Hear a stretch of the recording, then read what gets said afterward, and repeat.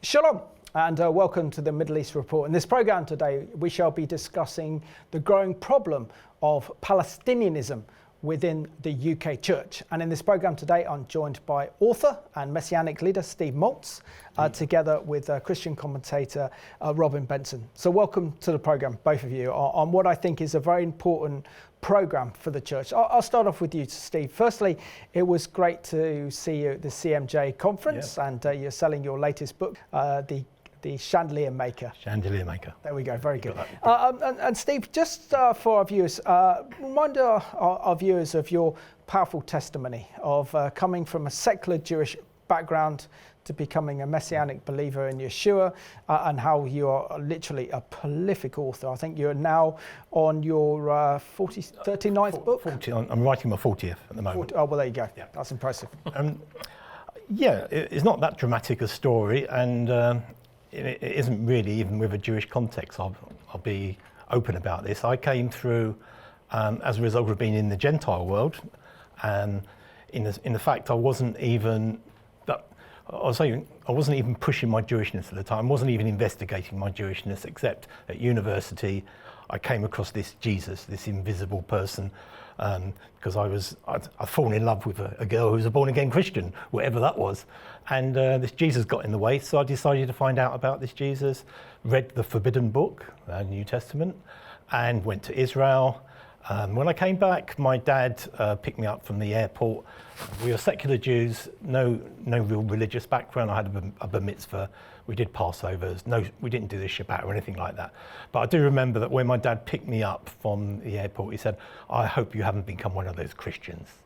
And the fact was, I had in my head, because it didn't take me long from investigating the background of Christianity and reading the Bible that it was all true. I knew in my head it was true, but it took 10 years to go from my head to my heart. And that was because of cultural reasons, losing family, just fear, And it was all unfounded in the end, because when I finally came through and sort of got on my knees and said, "I've given up, take me," my mum became a believer after a month, my sister as well. So, God had his hand on my family, and even my dad, we believe, came through at the end when he died 3 weeks ago at the age of 98. Wow. And we just believe that he finally gave in right at the end. So that's my background, not too dramatic, but I think when I became a believer, God made it pretty clear that I was going to be involved somehow in my Jewish background, something I'd been running away from in earlier years. Amazing. Well, I want to thank you for the incredible contribution you have made to the church in form of educating and informing the church of its Jewish roots, the importance of confronting Jew hatred, and for the church to understand the Israel-Middle East conflict as well, particularly through almost your 40 books. So well done for that. And Robin, it's great to have you back on the programs and as a regular. I think we've known each other since about 2009, if not way before then. A little bit before, but I started working with you in 2009. But we share a little bit about your testimony as well. So I think it's always good that viewers know how you came to faith, because you grew up in Northern Ireland. I grew up in a rural community in Northern Ireland, about 60 miles west of Belfast, and in my very late teens, still at grammar school, through an evangelistic outreach in the church that I went to, because people went to church then. It was a regular part of just cultural life in Northern Ireland. Pretty much in Northern Ireland. Yeah, it's still pretty much, although I suspect that with the younger generation that is beginning to ease off. But anyway, so that was January 1975, so just over 50 years ago. Oh my goodness, that's, yeah. Anyway, long story short, 1997, I moved to Eastbourne after working at a Bible school up in the northwest of England for 15 and a half years. And in a period of unemployment, a friend who belonged to the church that I then went to invited me to come and volunteer with Christian Friends of Israel, who I'd never heard of, to be honest. Their office was literally just around the corner from where I lived. And actually a dormant seed that God had planted in my heart, probably December 1976, when I had chickenpox. I was off work. I read a couple of books that just planted the idea in my head that God hadn't finished with the Jewish people. And that was it. Wow. That was as much as I understood. Yeah. And that was there, and it just exploded. Being involved in volunteering with CFI, and of course they eventually invited me to join the staff team, and I was with them for 10 years before. 2 years volunteering in Jerusalem with the international office, and now I'm back living on the south coast. Wonderful, wonderful. Great story, thank you. And Steve, share with us which is your heart really, which is reflected so much of your books, your heart and your calling to educate the church about the Jewish roots of our faith, to educate the church about the dangers of antisemitism, or as I prefer to call it, Jew hatred, but also your recent books where you really are tackling the big issues surrounding Israel and the Middle East conflict. I'm calling it Middle East conflict because it's so easy to call it the Israeli-Palestinian conflict when we know it actually expands to Iran and throughout the region, including virtually the entire Islamic world as well. So share with us why it's so important that the church wakes up and realizes it's a Jewish roots of the faith, and why this is so important for Christians to understand and grasp. Well, I did start writing about the subject in the early days. I wrote this book, Land of Many Names, you probably remember that. Yeah. And that was like over 20 years ago. Something happened to me, and I think I mentioned it last time, when I came to you in December, I was pushing the book, Now Everything Changes. That came as a result of God telling me that I was to really go back to my roots, new beginnings. And so at the time I was writing books about the church and having a good old moan at the church, which I like doing.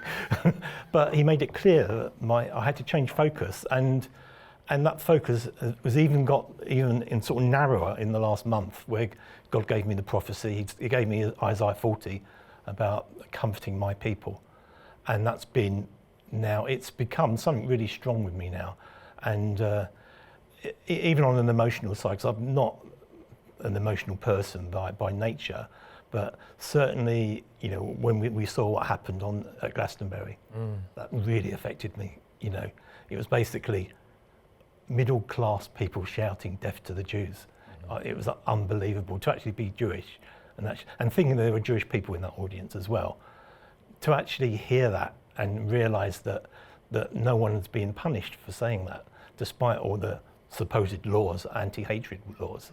So that has, for me, it's made my what I'm doing, it's given more importance to what I'm doing. So I'm writing another book now about the Jewish people, to explain the Jewish people to Jews themselves, what their mission is and what their needs are. Also for the church, how the church has obstructed the Jews and how the church should get back to understanding it. And also, I believe that the Jewish story is one of the biggest apologetics to God in the world. And I think a normal person can look at the Jewish story and see that there is a God.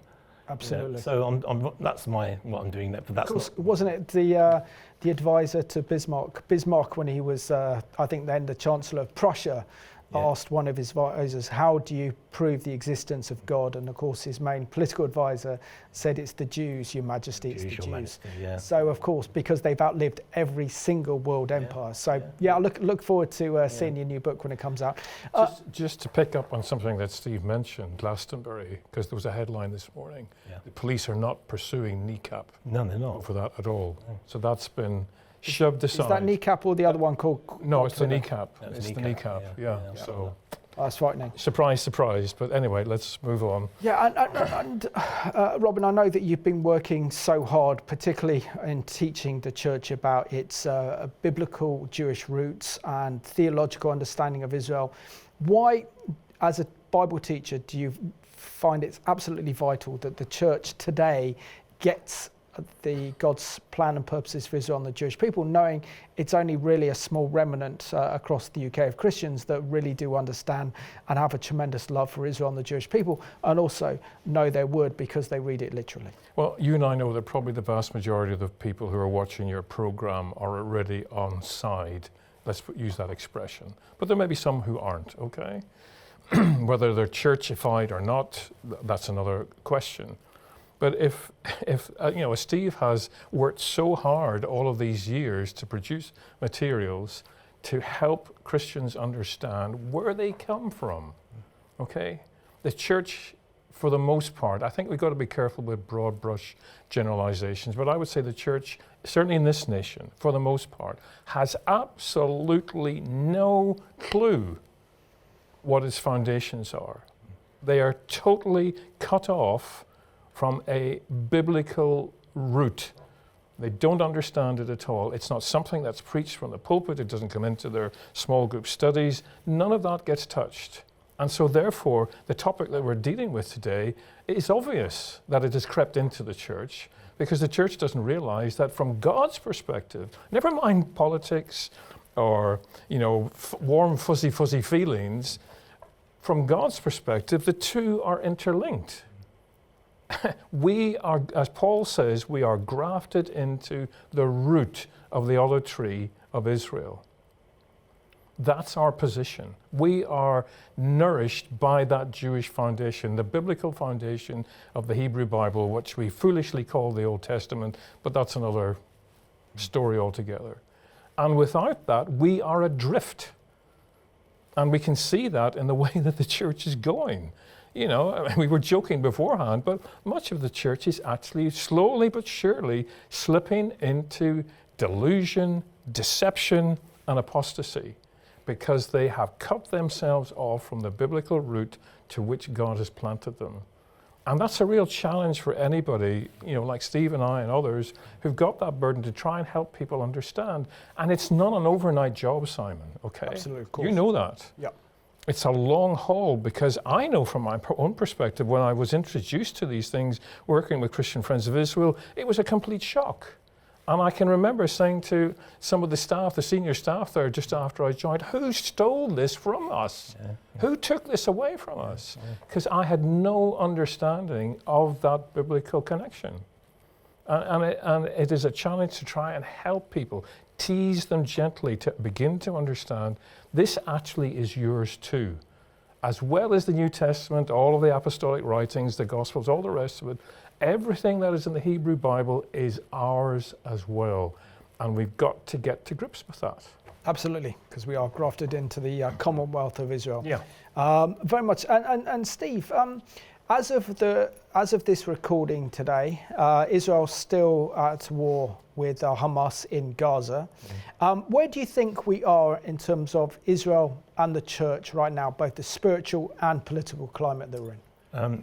The problem is the world has crept into the church. So whereas the church is meant to be a spiritual entity, I think what's happened is the church is polarized. So those of us who get it, we're getting deeper into it, because we're actually seeing God's plans being worked out, and we can actually understand the nature of antisemitism and all that. But the rest of them, the majority of the church, they've got their head in the sand. They don't want to engage, and I know that because some are not inviting me back, because for them it's divisive, they'll lose people over it. And I think the main thing is that they are taking in the propaganda, the anti-Israel propaganda, because all they're consuming is the BBC and the newspapers, and they're believing it all and not querying what they're reading. So can I just take you back? You just said that you've just been cancelled because you're Jewish and because you give a Jewish perspective on Israel and current events. Share with us how you ended up being cancelled. Various places. One was like 2 days ago. I'm trying to plan a tour of the Southwest. I did it last year. Went to about 4 or 5 places and expecting them to invite me back. But one of them decided not to invite me back because one of the elders, basically at their meeting, he produced a copious load of notes of what I said last time and said, no, we don't want this, it's too divisive, so, but then they weren't going to invite PFI back or CFI or any of them.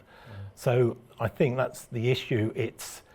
They are scared of repercussions. And I'll give you another quick example. I spoke a few weeks ago at a men's breakfast, which I've never done before. It was just a parish church where I live. And they said, okay, just come in and talk about your Jewish background, which I did. So they say, the whole thing normally takes 20 minutes. So that's fine. I spoke for 15 minutes. Then they asked me, then I said, any questions about what's going on? The first question was, why are they bombing the babies then? And basically, it turned out I was there for an hour, Only one person supported me. And these are Christians, mature Christians. Only one person stuck up for me. The rest of them were either attacking me or didn't know what to say. And I knew that the ones who were silent were on my side, but they didn't know how to express themselves. And that is a problem, because we have to prove ourselves. It's like we're not the default anymore. Yeah. So I ended up okay, but it made me realise what a battle it is in ordinary churches, and they're the ones that need us. You know, I'd love to go back to these sort of, I'll get a bit fed up, I don't know about you, to preaching to the converted. You get invited to it, and you know everyone there, and they're hearing the same thing from you, and they will clap you and they pray for you. And that's great, there's nothing wrong with that. But they're not hearing anything new. The ones that need to hear it or the vicars don't want you to come because they want everyone to be happy, you know. And that's the problem. And that's, for me, that's what's cancelling. You know, it's cancelling me and others, I'm sure. Which is shameful. And Robin, I'm increasingly, I don't know about you, increasingly becoming aware, even within churches that have a biblical understanding of Israel, understand Israel theologically, and yet support Israel, but they are silent at this time. I'm even finding as well that Christians as well are actually coming out and condemning Israel for Israel's actions within Gaza and saying, why is Israel committing these atrocities? Look at the devastation caused in Gaza. Why is Israel doing this? And that's turning their hearts, making their hearts cold. Share with us really effectively why the church is so silent at this time when it needs to find its voice. Because, you know, we are living in a crucial moment in world history, and it looks like the church in the UK and across Europe is making the same mistakes as the church made in Germany and across Europe in the 1930s, with devastating consequences with the rise of Nazism. Yeah, I was thinking about this coming up on the train because I knew, you know, you'd sent me the questions beforehand to think through. I think it's a complicated situation. Okay. If a church is predominantly made up of older generation, they will normally get their news from the TV or the radio. So they're listening or watching BBC, ITV, Channel 4, Channel 5, CNN, whatever news service is broadcast, okay? And you and I, the three of us all know that all of that is totally biased for all sorts of reasons, but it's anti-Israel. Or it portrays Israel in a bad light and is not prepared to even countenance that there might be another side to the story. So that's that generation, let's say the post-war generation, and a little bit more. But then you've got the younger people today, and they don't watch BBC or any of these, not even online. They get their stuff from social media. And that is absolutely, as you probably better than I know, is full of vitriol and hatred towards Israel and the Jewish people in particular. So and we only have to go out of the studio and you get on public transport or you just walk down the street, everybody's looking at their mobile phone because that's where they get the bulk of their information from. And so if they don't find alternative sources that are verifiable, that are telling the truth, their minds are literally being soaked in this negative, hate-filled muck that is being churned out 24/7 by all of these different ways of communication. So it's no wonder that even in the church itself, no matter what the generation, that people are those who have been supportive of Israel in the past are hovering on the edge, and some of them have actually tipped over into an anti-Israel stance. And the young people, well, I don't want to write them off, but they're almost a lost cause because trying to get something across to them that challenges that, well, you've got to get them to pick it up on their mobile phone for a start, and then you have to hope that they've got enough brain cells that are still active that they'll actually say, oh, that's different from what I watched 5 or 10 or 15 minutes ago. Maybe I need to investigate this a bit more. And Can I add to that? Yeah, please do. Yeah, because I saw a statistic to say that, as we know, that all this information that filters through to the BBC, etc., is from Hamas or approved by Hamas. Yeah. There's a statistic that say that news sources around the world, in general, 97% of their information is from Hamas. only 3% are from Israeli sources. In other words, they would trust the Hamas, but not the Israeli. Which we know is lies and propaganda, which then puts into question their whole impartiality, particularly if you're relying on information that's given to you by a genocidal terrorist organisation that lie for fun. Anyway, let's have a look at the context of what we're actually discussing today on the Middle East Report by looking at this report put together by friends at CBN, talking about a day of rage against Israel and the Jewish people worldwide, organised by Palestinian activists around the world. Pro-Palestinian groups are calling for this day of rage today to protest the ongoing war in Gaza. Israeli officials warn that Jewish travelers around the world could be targeted and violently attacked, as they have been in recent months. They're advising travelers not to display Jewish symbols or signs and to stay away from protest areas. Here in the Middle East, in Gaza, Israel Defense Forces are launching what could be the final push against Hamas strongholds. Flares visible from Israel light up the night sky as the IDF prepares to strike enemy targets. The terrorists have been pushed into more isolated and shrinking enclaves. They're often hiding in the tent cities of Gaza's displaced civilians, putting those civilians at more risk than ever as the IDF goes after the terrorists. Over the past 72 hours, Israel's Air Force has struck 200 terror targets across Gaza.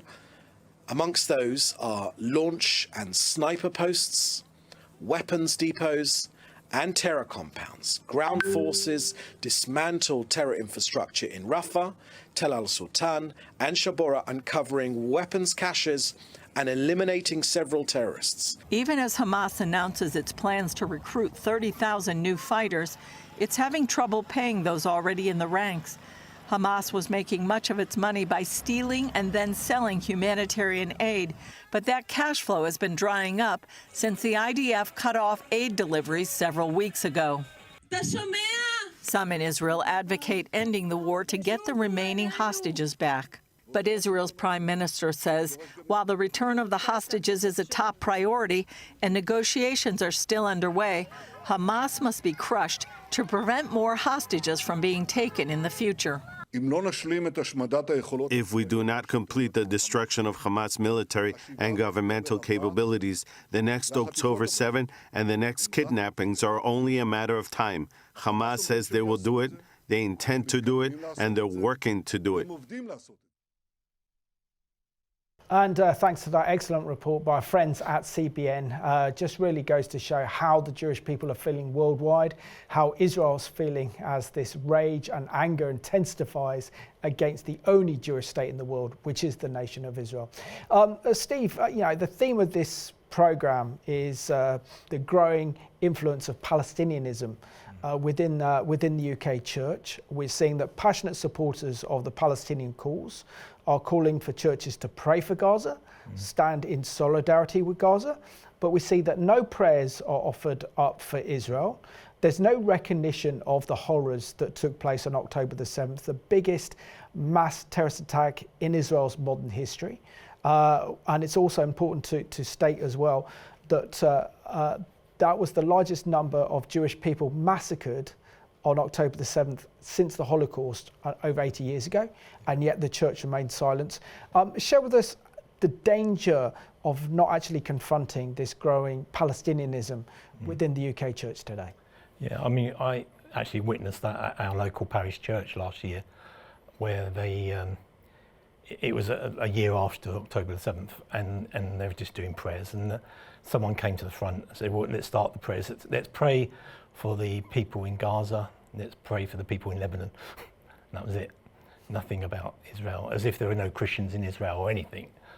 But no idea of actually praying. And I don't think that was an intent, a sort of something that was actually meant. It's just the general sort of atmosphere in churches today that somehow the Jewish people, Israel, are so much the aggressors that they're not even worthy of prayer. So it sounds very stark to say that, but that's how I see it. So yeah, it's a massive danger, and I think what it is that the church is only looking at the narrow situation. It's looking at the same things that the Marxists are looking at, even though they're skewed in their understanding, and that is justice and, you know, equity and, you know, apartheid, you know, all these sort of throwaway words, rather than what Christians should be looking at, which is the broader spiritual issues. And they should always be saying, where is God in all of this?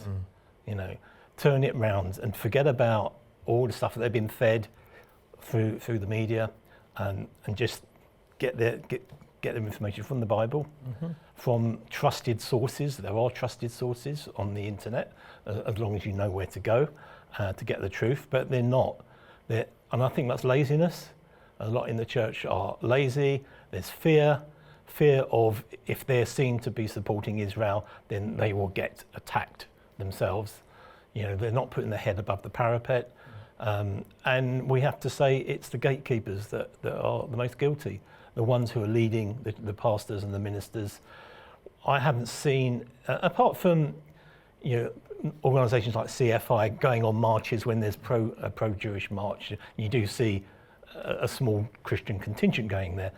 There doesn't seem to be a major campaign or initiative from the wider church in this country who are perhaps looking at the issue and saying, come on now, we've read our Bible, we know what's going on, let's be brave, let's be biblical, and let's stick up for the people who God still loves, that God still has a covenant with, you know, and they will believe that, but they won't act on it. And a lot of them, they do believe it, but they won't do anything about it. And of course, Yeshua is returning to Jerusalem, and that's where he's establishing his kingdom, which will be the current modern state of Israel. But sadly, this is why another reason why the church needs to stand up and fight, because we know that Satan is carrying out his strategy to try and destroy the nation of Israel. But thankfully, praise God, it's backfiring, and it's the enemies of Israel that are coming under the wrath of God. I want to read out a quote from you to you, Robin, to get your thoughts on. So this is a statement made by the House of Bishops within the Church of England, dated back to the 22nd of May 2025. They start their statement with a scripture from Matthew chapter 5, verse 9, that says, "Blessed are the peacekeepers, or the peacemakers, for they shall be called the children of God." So they say, recalling our Easter statement on the 14th of April 2025, following the government of Israel's bombing of an Anglican Al-Khalidi church, we cry out in protest at the death, destruction and suffering that men, women and children have endured in Gaza, Israel and the region these last 20 months. We abhor war in all its forms, and we see it as a sign of human brokenness. Nothing justifies the heinous terror attacks committed by Hamas on October the 7th, 2023. In such circumstances, nations have the right to self-defense in line with international law and to hold the perpetrators to account. Now, this is the key paragraph. Yet the government of Israel has shown through its statements and actions that this is no longer a defensive war, but a war of aggression. We strongly affirm that the Palestinian inhabitants of Gaza and the West Bank have a right to live in peace and security in their homeland. Any forced displacement of people would constitute an egregious breach of international humanitarian law. Just give us your thoughts on this one. Oh my goodness. Unpack that lot. Rob, How long do you want to stay here this afternoon, Simon? Oh yeah.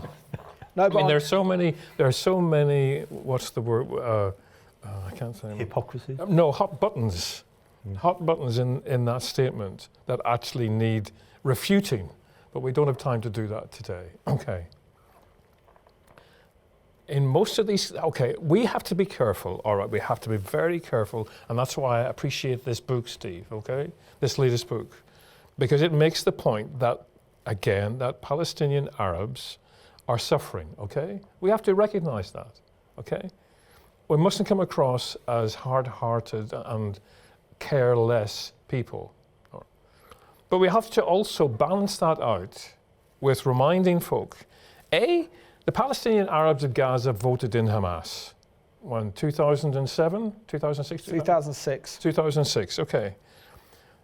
consistent polling in Hamas and the Judea and Samaria, I won't use the term West Bank, Judea and Samaria, shows that the Palestinian Arabs, by a large majority, support what Hamas did on October the 7th and are still supporting what Hamas wants to do.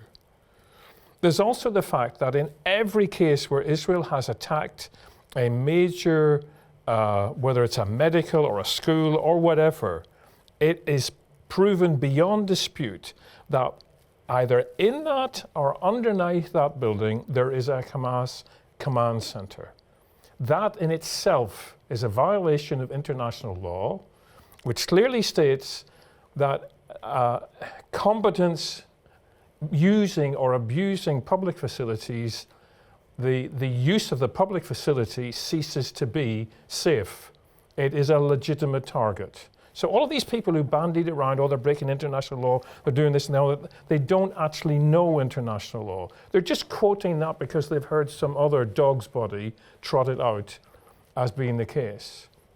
And there are multiple other things. I mean, you and I know that there are plenty of people would sit here and debate that there's no such thing as the Palestinian people, but we'll give them their due that they exist, okay? But they're a creation by the KGB and Abdel Nasser back in 1964. They didn't exist before that as a people. There's a museum in is it Ramallah? In Judea and Samaria to the Palestinian people. There are no exhibits in it because it doesn't have any culture or history. Yep. You know, so we could go on and on and on and just shred that stupid statement on behalf of these apostate bishops that make up the bulk of the Church of England. They're not all apostate, but it's the vast majority that are so off beam biblically that you get this verbal diarrhea churned out by these people floating around in their purple nightshirts, okay? I'm sorry, it just makes me so angry to listen to this garbage churned out all the time. There is something to add, and the most important thing was missing. Hostages weren't absolutely mentioned. Yeah, absolutely. What you're both wearing the hostage badge. Yeah, and to think as well, Steve, that these hostages, 251 were taken back to that hellhole in Gaza. Many of them died under Hamas captivity where they were starved, sometimes only given a tiny bit of pita bread. Some of the hostages actually talk about being put in cages or hung upside down, tortured. Many of the women, including the men, were sexually abused. And what Hamas did to these hostages is a crime against humanity, but we're seeing that the House of Bishops haven't condemned Hamas, and it's Hamas's fault. There's no recognition at all that Israel wouldn't have been in Gaza had it not been for the massacre on October the 7th. And if Hamas did not pose such a existential threat to Israel's existence, committing the worst terrorist attack in Israel's modern history, then the IDF wouldn't have had to go into Gaza to destroy Hamas. And of course, Hamas use women and children as human shields, and this is part of their asymmetrical warfare. The impression they give is that Israel is proactively, willfully committing genocide, willfully attacking churches for no other reason except to destroy a church. It's so skewed. It's and also their position is one that's deeply rooted in Jew hatred, because if you had a love for God, you had a love for the scriptures, you couldn't write such a statement. There is another statement that I want to read out, which is linked to this. We have watched with horror and outrage as siege and salvation are used as a weapon of war in Gaza. As the hospitals and health facilities have been systematically targeted over the last 3 months, the Israeli government's deliberate denial of food and medical aid to an entire civilian population is an atrocity that defies our common humanity. It's a very definition of collective punishment and has no moral justification. So they're saying that this has no moral justification. And yet we know that Hamas have not only hidden hostages in these hostages, but Hamas has used hospitals as their command centres, where their generals are, and even on kind of underground under these hospitals. And so is it no wonder that Israel also then has to do that painstaking work of trying to destroy Hamas, even though they are quite happy to fire their rockets and missiles, attack Israel from the hospitals, schools, zoos, and even kindergartens. Yeah, I mean, we've actually reached the situation now in Gaza, actually, because there is so much devastation, that Israel is losing more and more young IDF men and women in the conflict, because Hamas is able to hide in the rubble and just pop up, do what it needs to do, and then disappear again. I mean, that's just a consequence of this conflict. But again, this is total unreality. Israel does not have to provide Gaza with humanitarian aid. It does not.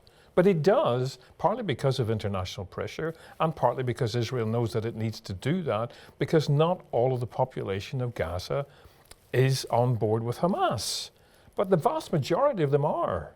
And this is the unenviable situation that Israel finds itself in, because no matter what it does, there will be some clown somewhere stepping up to a microphone in front of a camera and criticizing it.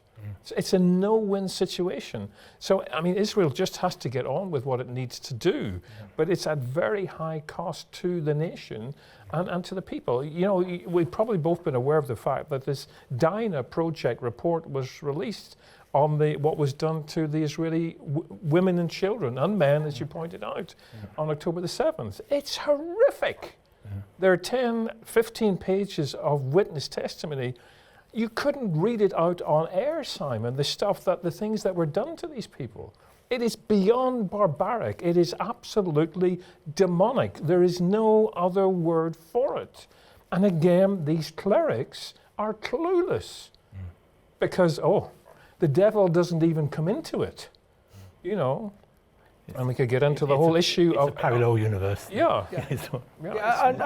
And Steve, how much would you say we're seeing the influence of our mainstream media here on these bishops belonging to the Church of England, with their repeated false claims that starvation is taking place in Gaza, that the Gazans are being starved, that Israel's committing genocide, they're attacking hospitals, and of course, as you rightly say, that 97% of our mainstream media's information that they report on is coming out of Gaza. And of course, back in November of 2023, Israel was blamed for attacking a hospital, and yet the mainstream media didn't verify the information. Right. They trusted the information from Hamas, and then found out that this was a rocket fired by Palestinian Islamic Jihad that hit the car park in the hospital, didn't even hit the hospital. But when it comes to Israel, facts and rationale seem to go out the window. And of course, this is fueling this hatred that's having a big impact on Christians, because they all believe the lie that Israel's committing genocide and they're starving the residents of Gaza. I think what it is deep down is, and you can go back through history, is that the world likes to see Jews as victims. They don't like the idea of Jews fighting back. So now the Jews are not just fighting back, but they've won just about every war, and mostly through miraculous means. And that is just too much for the world. And it's just sad that it's too much for the church. The church should see God's hand from 1948 or even before onwards. The fact that it doesn't shows that the apostasy you're talking about is so ingrained into the church. It's unbelievable. But that's it. The church is, being like the world. And in James 4 it says, love of the world is like hatred to God, and that's basically what we're seeing in the church. And there's no better example of the church bowing down to the world and the world systems than what we're seeing now in Gaza. If Israel is committing genocide in the Gaza Strip, they're making a terrible job of it, because there have been 53,000 babies born in the Gaza Strip since October the 7th, 2023. I mean, anybody who will do due diligence and check statistics produced by those who are reliable sources will see how easy it is to refute just that one claim. Absolutely, and personal testimony as well. I recently had a very young, brave, courageous believer who served in the IDF. He's fought in Gaza, and he shared with us how within the first 4 months, the Israelis were telling the Gazans to flee to Rafah because that's where security was, but many of them didn't flee, so they're entering these homes. And then these Gazan residents are saying, can you give us an armed escort? So this is coming from an army that's supposed to be committing genocide. Yeah. And clearly there's no fear of the IDF, or else why would you ask for an armed escort to Rafah? And it just shows you they haven't done their due diligence. And Steve, you've produced a new book, this one called The Chandelier Maker. Share with us the synopsis of your new book, because it pretty much fits into this category of trying to educate the church about the dangers of Palestinianism and its influence within the church. Okay, the premise is there's a meeting in one room in one day with 4 people. These people are a young Muslim boy living in Palestine, a young Israeli girl, a David Pawson type Christian Zionist, or say Robin type, and an elderly female Jeremy Corbyn type. So the 4 that couldn't possibly get on together, they put them in a room together and say, solve the crisis in one day. And that's the premise. Very kind comment that Steve made there, comparing you to the likes of David Pawson. It's not a bad accolade. Robin, share with us how important it is, finding creative ways to educate the church about the importance of their Jewish roots, the importance of God's plans in Israel and the Jewish people, and of course doing it through a novel is a creative way to reach people that don't know, or even those that are hostile towards Israel within the church, to give them a different perspective. Yeah, we live in a society where we are, I suppose you could say, we're bombarded by creativity all the time. Bless them, the church is not necessarily well known for creativity. So when something like this comes along, The Chandelier Maker, or some of Steve's other earlier works, Now Everything Changes in particular, they get you to think, because they put you into the shoes of everyday people who are confronted with things that you and I maybe take for granted or we know about already.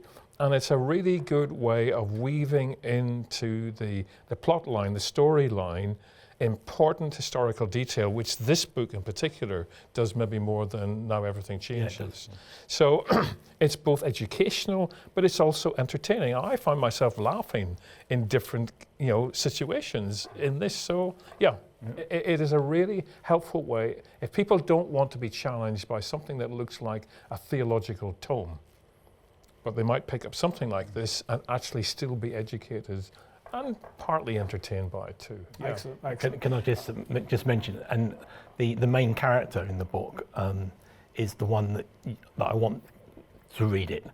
I want the sort of people that go on the marches and don't know why they're at the marches, I want them to read the book. Yeah. It's very readable for them.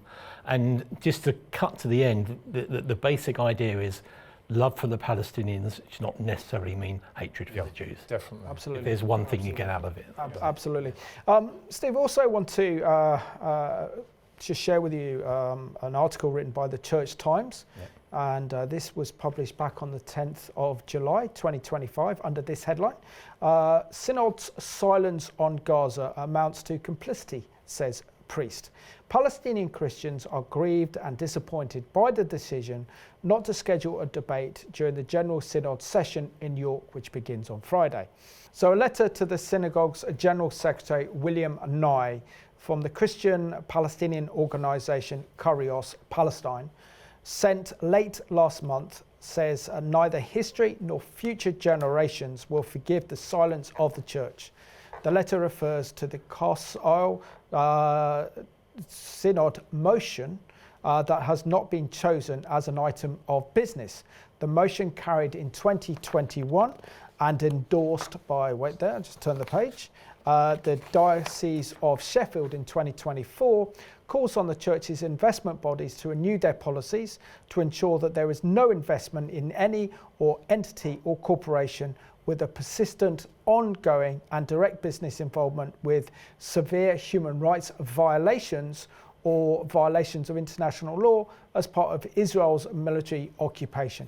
And of course, I mean, we can turn this around and saying, well, why is the church silent at this time, particularly the biggest genocide against Jewish people in Israel since World War II and the Holocaust? They are then referring this down of why is the church silent when it comes to the suffering of the Palestinians and how Israel is committing genocide, breaking international law, and the church needs to speak up. Give your perspective on this growing kind of, again, the other side's putting out its... It's interesting because so many people on that side say we want to be on the right side of history and that they couldn't be further from the truth. So someone looking back at this type of attitude would say the total opposite. You know, why on earth weren't they focusing on things of God rather than things of human rights or politics? What about all the other of the actual genocides in the world?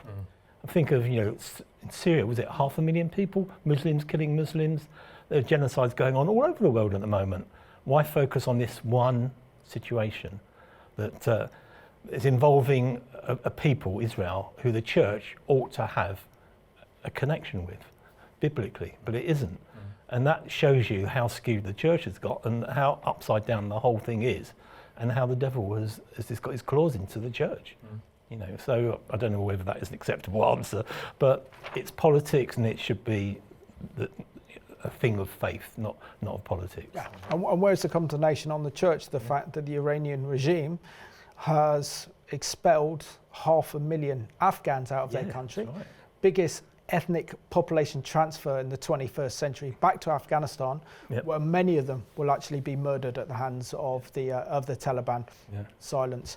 And Robin, the same article also mentions a report, and it's important to actually quote these from a New World Vision report entitled The Unseen Crisis, New World Vision report, and says the following. Says charts the deterring situation in the West Bank. The report published last week says the percentage of households earning below the minimum required to cover basic needs rose from 21% in 2023 to 74% in late 2024.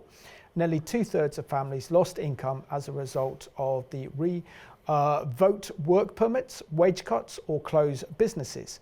The report says it also points to the introduction of new Israeli military checkpoints and impeding the supply of aid into the West Bank. It says that 70% of children surveyed says that they were skipping meals frequently, and 37% of village councils reported failing school attendance, largely due to the economic hardships and security concerns. Well, firstly, October the 7th, devastated Israeli tourism, so there's no tourism visiting the Holy Land, so that's a big factor in this one. But this is not Israel's responsibility. This is the responsibility of the PA. This is a failure of the PA to look after their own people, and instead the massive amount of corruption that's going on. Share with us your thoughts on how a report like this is being weaponized against Israel within the church. Okay. Well, first of all, World Vision has a long-term reputation for being anti-Israel. So anything that they turn out that is dealing with Israel, you have to take its contents immediately with a shovel full of salt, okay? That's foundational. Yes, without question, there is hardship amongst the Palestinian Arab people in Judea and Samaria. Why? Because after October the 7th, it was clear that they were highly supportive of what Hamas had done in Gaza. Israel then has to clamp down on security because effectively many Palestinian Arabs in Judea and Samaria are a fifth column. They're pro-Hamas, they're pro-Iranian, they're being funded. The terrorists are being funded directly from Iran in Judea and Samaria. The IDF have uncovered numerous cells funded by the Iranians in Judea and Samaria. So you've got a catalogue of problems in Judea and Samaria amongst the Palestinian Arab population that leaves Israel no other option but to make life difficult for them. And sure, many of them have lost jobs. Many of them are in the building trade. Many building sites in Israel in the first few months after October the 7th ground to a halt because there weren't any Palestinian Arabs coming in to build the blocks, the tower blocks. But as you rightly point out, behind all of that, Simon, there are the multiple billions, and we're talking billions here, that have been handed over by Western governments, including our own, including my taxes, given over to the leadership of the Palestinian Authority that has never reached the people on the ground because it's salted away in Swiss bank accounts and goodness knows what elsewhere by the billionaires who run the Palestinian Authority. And nobody holds them to account. So despite the hardship, the problem, as you rightly pointed out, is the leadership of the Palestinian Authority. Who's going to pressurize them? Nobody seems to want to bother. Okay, so the situation will just roll on as it is. No, absolutely. And Steve, I mean, it's important to speak up on behalf of Christian Arabs living within the Palestinian Authority. So I've got a very important statistics here for our viewers. Show us how the Christian population of Bethlehem has been radically decimated from the 1950s, when it was 86% of the population. And today, in 2025, only 10%, that's around 9,000 Christians, are still living in Bethlehem. That has nothing to do with Israel, but has everything to do with the Palestinian Authority and the Islamicization of Bethlehem and the persecution that has brought against Christians. But of course, Israel is blamed for this. Yeah, absolutely, and that would be in the public consciousness, is that somehow it's Israel that's done it. And I think it's probably because it was quite close to the wall, the security wall. It's quite close to Bethlehem, so that's the main image you get. Because I think you even had what's his name, that artist, the anonymous artist, Banksy. And he drew something on the wall, didn't he, once? So the whole focus is that it is Israel's problem, which it isn't. And I think what you're going to find, did a little bit of reading on this because I thought you were going to catch me out on this, is that don't intend to catch anyone out. the Christian population in Bethlehem are basically being forced to be Islamicized. In other words, the kids, the educational system is so Islam focused. They don't hear about any of their own background, but it's all about, you know, Muslim successes, and Muslim history. Everything about their life is been taken away from their Christian background and pushed towards the Islamic environment. So you can understand why they're leaving. It's absolutely nothing to do with Israel, though. Absolutely, which we know this is, in a sense, genocide, because we're seeing that the Christian population in one of the most holiest cities in the world, Bethlehem, are having to flee.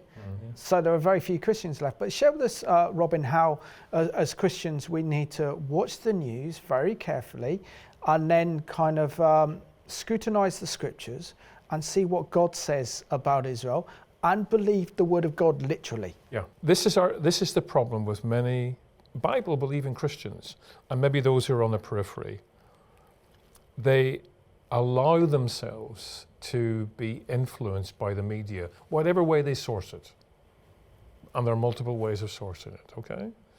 That is certainly biased, in many cases anti-Israel. And they're not prepared to hold that, what they're watching, what they're hearing, what they're reading, up against what the plain reading and understanding of the scriptures say.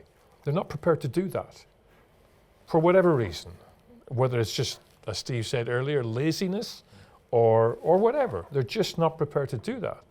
And if you're not prepared to allow the word of God to be your plumb line, to be what you take as the absolute truth in a world where there is no longer absolute truth, but if we as Bible believers aren't prepared to take the word of God as absolute truth, we are on really slippery ground. We are in danger of being deceived and deluded and led astray in all sorts of directions. And as Steve has rightly pointed out, there are plenty of sources out there. Maybe this is something, I'm throwing this at you now, maybe this is something that Revelation TV needs to do.